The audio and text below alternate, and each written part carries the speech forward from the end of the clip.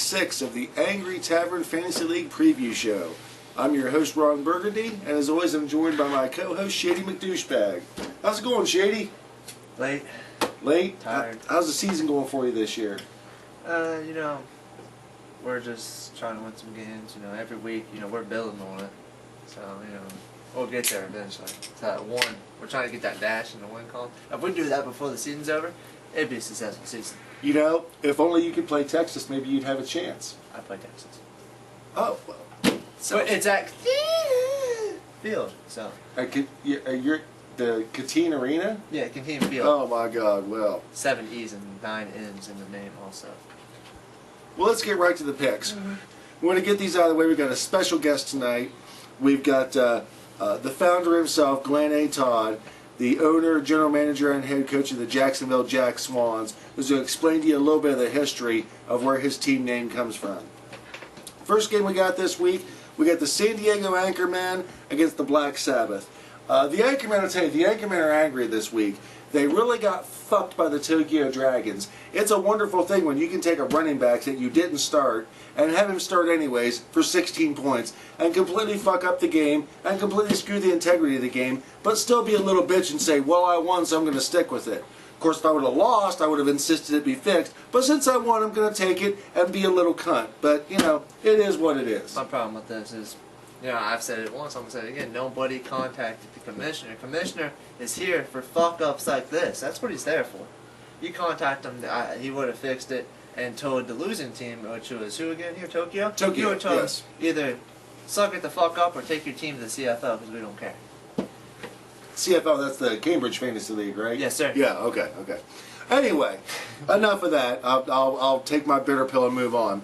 The Anchormen are playing the Black Sabbath. The Black Sabbath, you and I have talked about this, Shady. The Black Sabbath are a below-average team at best in terms of talent. Every week I look at them, they look a little bit worse. They've got Ben Roethlisberger. He was average this week. It's an awesome defense. They got nothing out of Rashard Mendenhall, which is what you generally get out of Rashard Mendenhall. Mike Wallace was good for him. He had that one big long play, but they're only up 15-0. They're down 3 players. They're down 3 players. The Anchormen are going to roll in this one. I'm calling this for the Anchormen 48-22. And we're going here is if you look at the board back here, this is the board. Black Sabbath started 3 Steelers because you can't blame playing Tennessee Titans. But when the Steelers have we can blame him now. Nobody out there was playing for the Steelers. There's like 15 guys hurt. I wouldn't have started Big Ben because I'd never start Big Ben because he sucks. I'm gonna go with San Diego taking this one 38-26. I'll take it. Next up, the Pennsylvania Steagles against the Texas Chainsaw Massacre. Someone's got to win this game. Or as I call the Texas Chainsaw Massacre, the 1 week wonders. They're sort of like the Nina and 99 Luft balloons of fantasy football.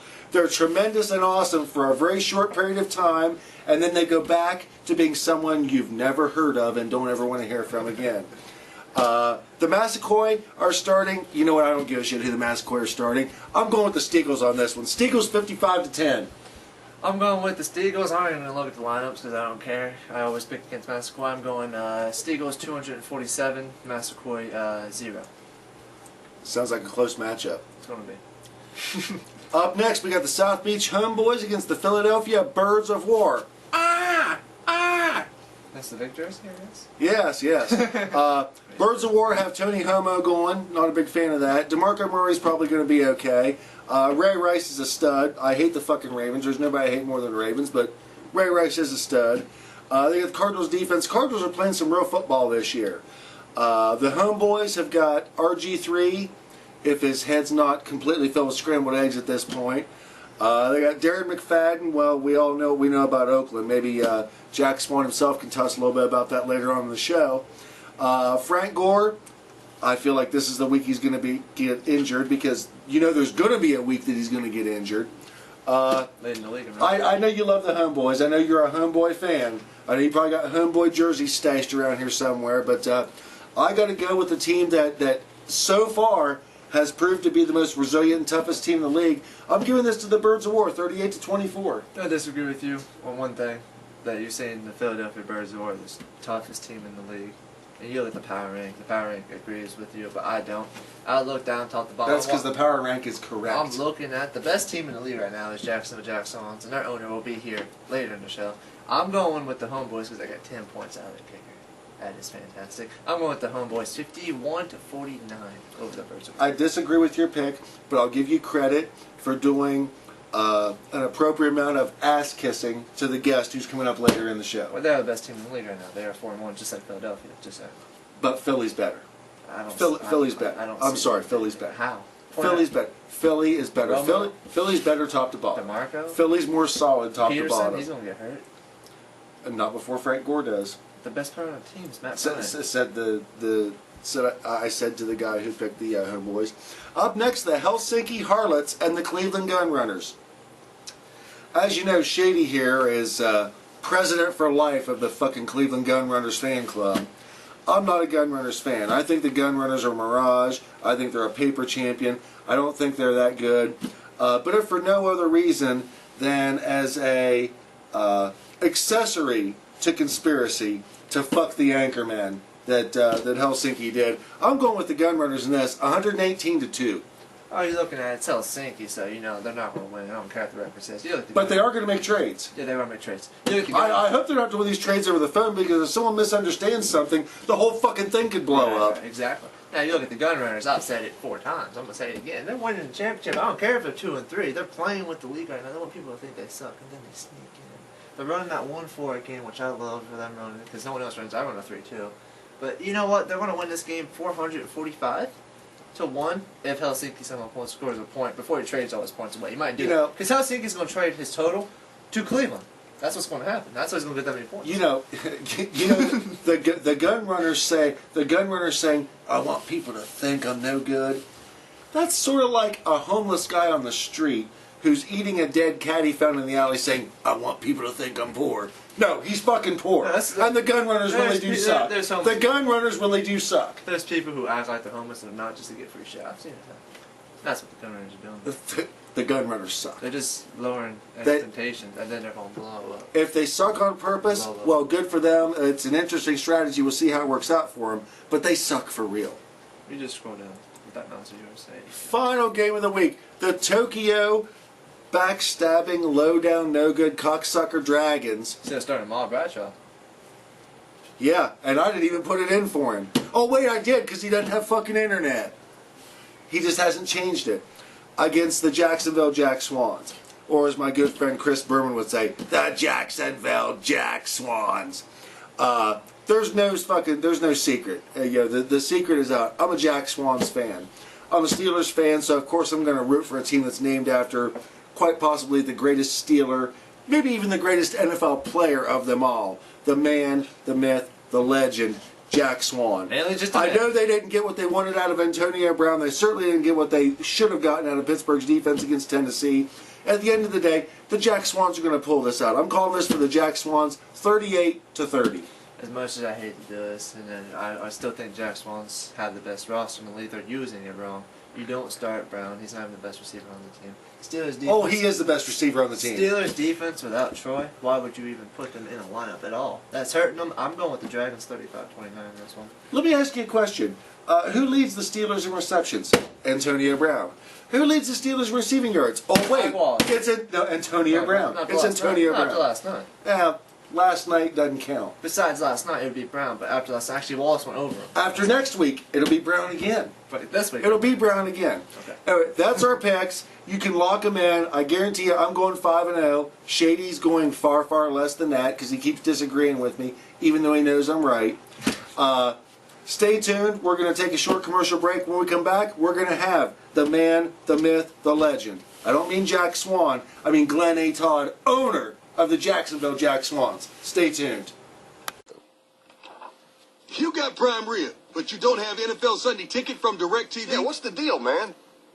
But I like this Tapenade. I want to get the ticket, but I just can't swing it. This year, I'm going to blow your mind with the deal you deserve. It's on. Only DirecTV gives you every game, every Sunday, for absolutely nothing extra. Hard to beat that. Thanks. Come on, Pate. Pretty tasty. Nothing like Tapenade and football together. Now NFL Sunday Ticket is included at no extra charge. Call 1-800-DIRECTV. And welcome back to Angry Tyrants Fantasy Week, preview week 6 here. I'm joined with the guest owner here, Glenn A. Todd. He's going to do his picks, and he's going to give us a little story on the Jack Swann origin for you people who don't know about it. So let's get right down to those picks, Glenn. All right, you're right on it today, aren't you? You know what? This San Diego Anchorman team here, I mean, they're set up pretty good with the Green Bay Packers not getting what you would expect from Aaron Rodgers to this point, but I think he's going to go off this week. Jamal Charles is starting to heat up. We don't know nothing about Stephon Ridley. All of a sudden, New England's a running team. Stephon, whatever. Malcolm Floyd, who cares? He plays for the San Diego Chargers. You got Deshaun Jackson, one play a week. Julio Jones, stud, can't go wrong. Shane Graham, he's a kicker, who cares?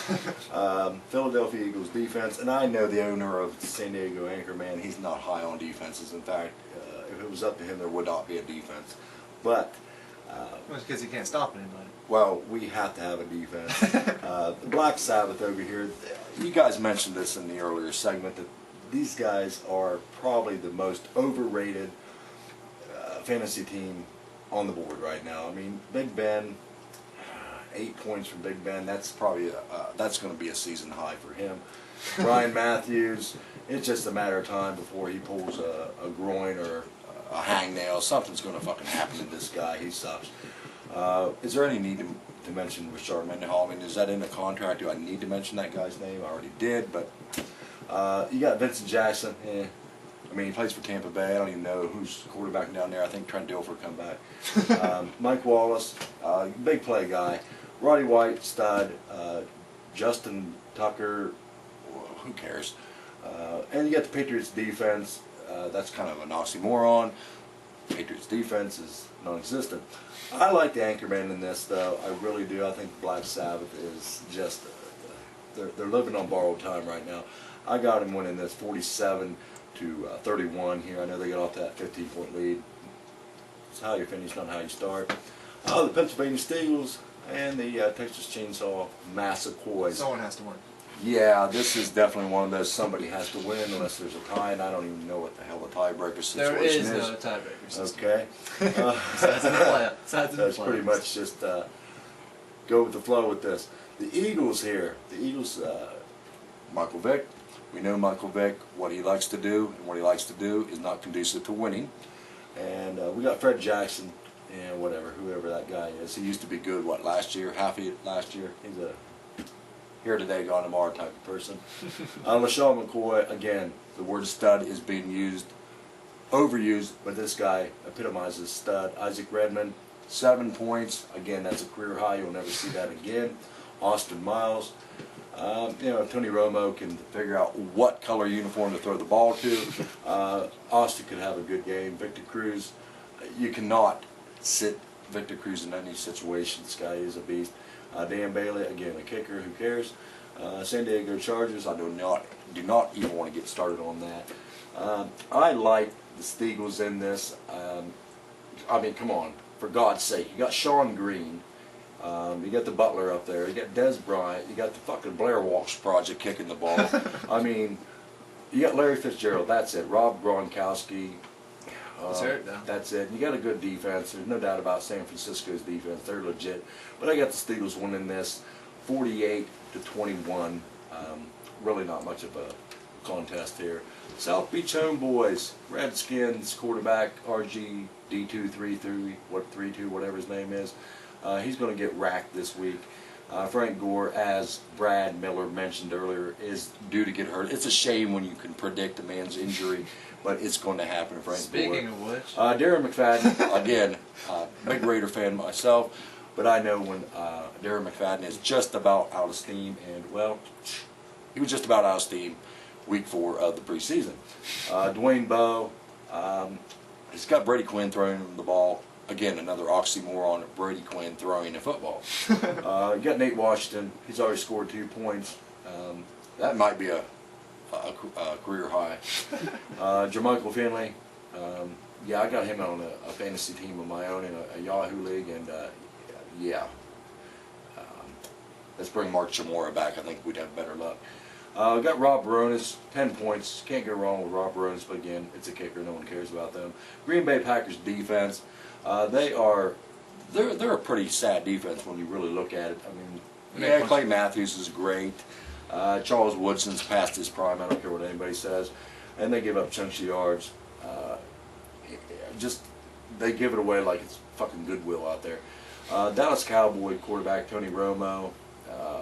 He just threw his 17th pick of the season already. Actually, that's an exaggeration, but DeMarco Murray, is he even actually still playing in the league? DeMarco's still? No, he went to Cambridge recently. Adrian Peterson, you got to keep the guy in there. Like you said, he is due to get hurt, but he's still a stud. Ray Rice, probably the best running back in the National Football League. Reggie Wayne, he was good at one time when Peyton Manning was there. Wes Welker, I thought I heard Brad mention this a couple weeks ago. Wes Welker's going to get you points and he's going to get you yards. It may take 17 catches for 75 yards in that game, but he will get it done. Matt Bryant, again, Atlanta's kicker. He's playing against my Raiders. He's going to have a busy day. And the Cardinals defense is sick with it. They are the best defense in the National Football League. Yes, look that up. They are the best. But I'm going to have to go with the South Beach Homeboys in this and edge out because I'm tied with the Birds of War and the bastard cannot beat me this week. Helsinki Harlots. Isn't he the one that makes all the trades? Yes, sir. I just got word he just traded his integrity for another 2 points.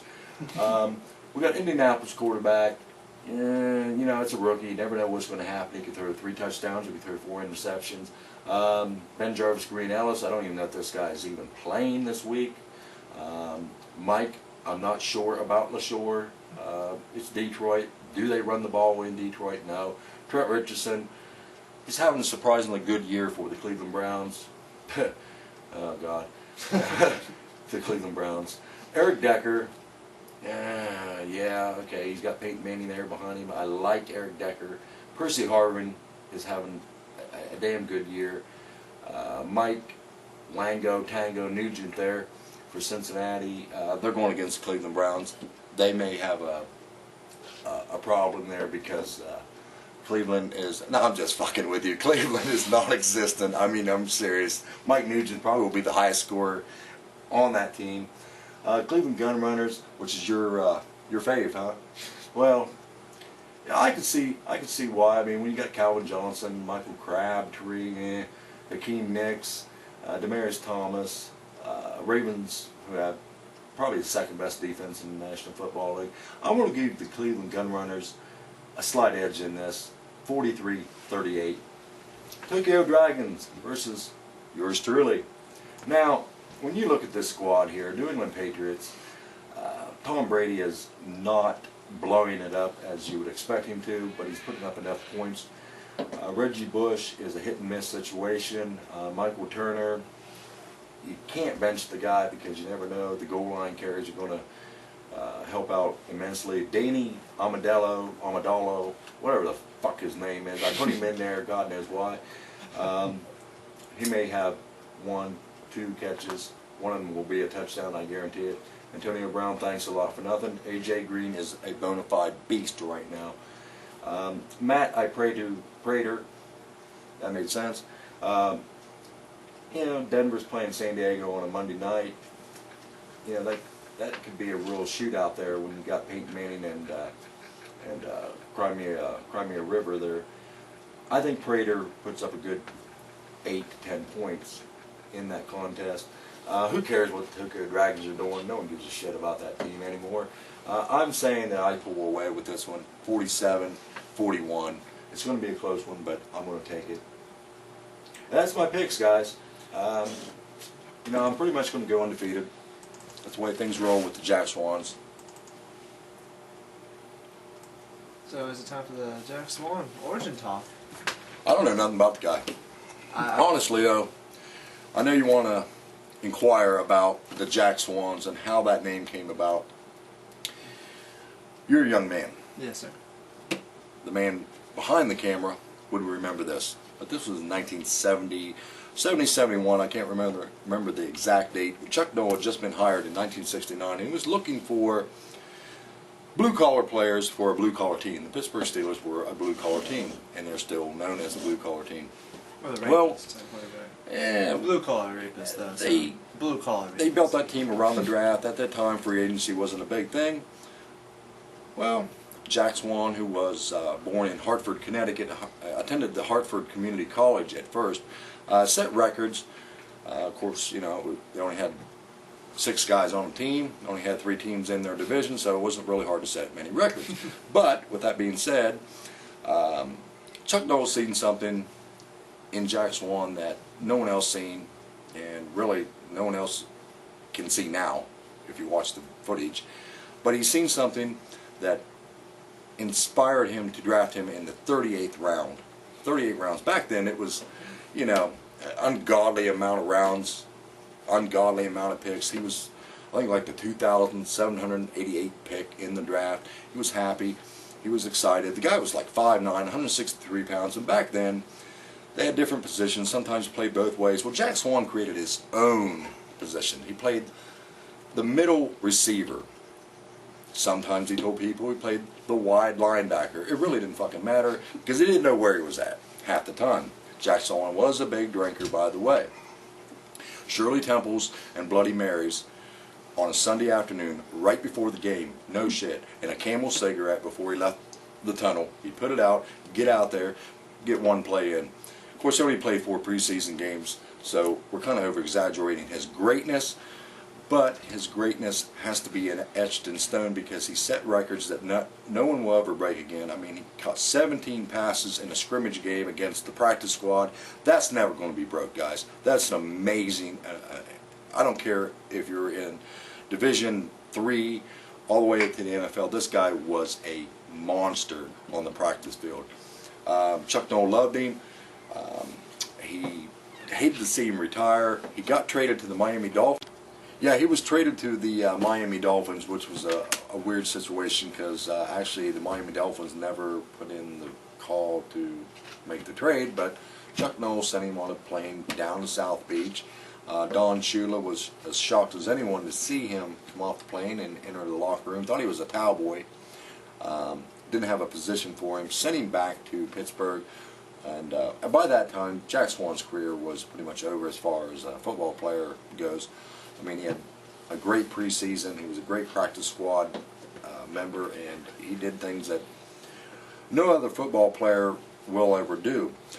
But a little piece of history that not many people know, in fact nobody knows this, he was somewhat friends with Al Davis, the owner of the Raiders, the great owner, and he decided to go ahead and submit a play that he had drawn up in his hotel room one night, and he called Mr. Davis up and said, "Hey, listen, I have a play that I would like you to implement if the situation does arise." Well, the Raiders were playing the San Diego Chargers that weekend, and the situation did present itself. Perfect timing. It's the Holy Roller play, one of the most famous plays in football history, one of the most famous plays in Raider history. And he went ahead and ran the play, and I want to show you this play. I'm going to cue that up for me there, Mr. Miller.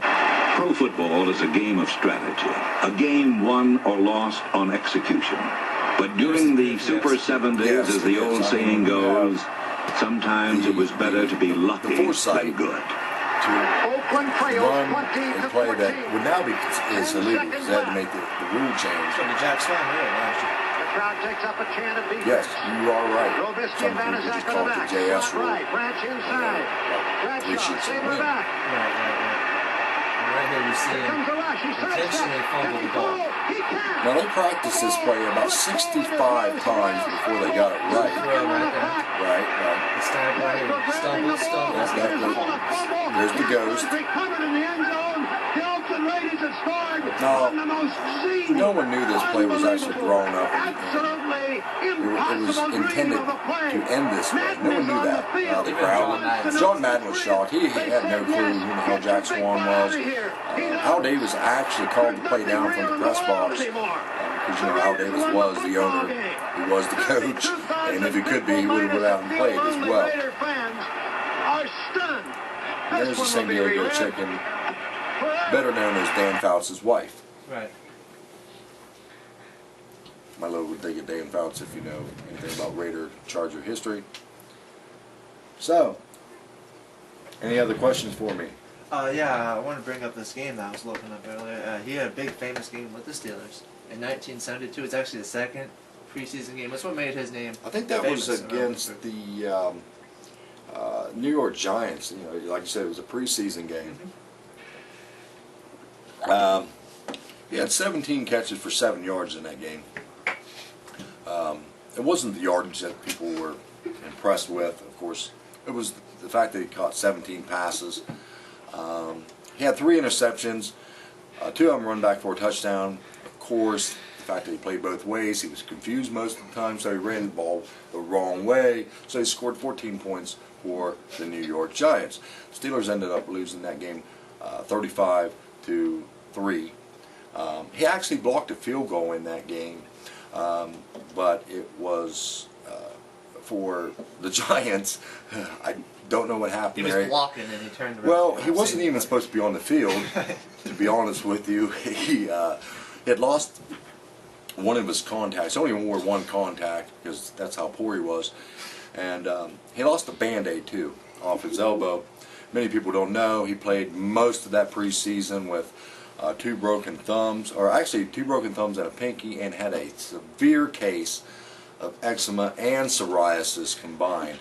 And that is just a man overcoming hurdles and obstacles to get to the point where he wants to be. I'm sure Jack Swann is rolling over in his grave right now because, you know, there's more greatness to this man than I can even explain now. But he was some mythical figure that the Pittsburgh Steelers have yet to really acknowledge.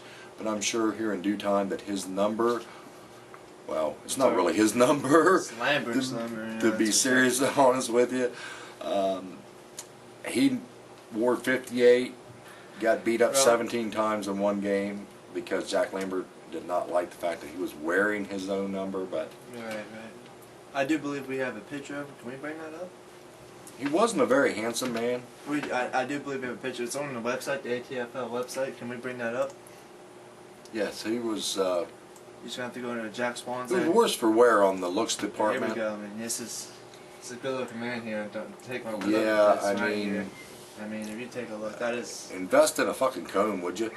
little The poor mustache. guy, you know, Mustache, I love him because he didn't care what people thought. You know, like you said, he was only 5'6", 165 pounds, had severe skin disease, and constantly playing with broken fingers and broken thumbs.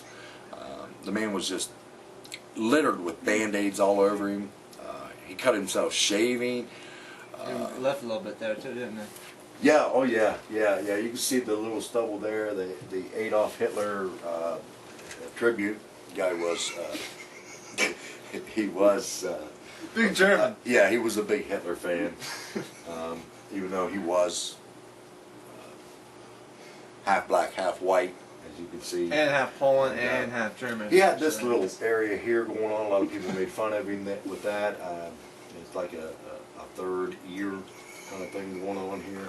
I don't know what he was doing with his hairdo. His hairdo was something else. That's why they made it. Is our cameraman okay? But you know, he will be missed. I'm proud to have named my team after one of the greatest preseason players to ever step on the field. So that's the story of Jack Swann. Well, it was nice having you on, Glenn, and I hope to see you back before season's over. All right, thank you. And Thanks for tuning in, and we'll see you guys next week.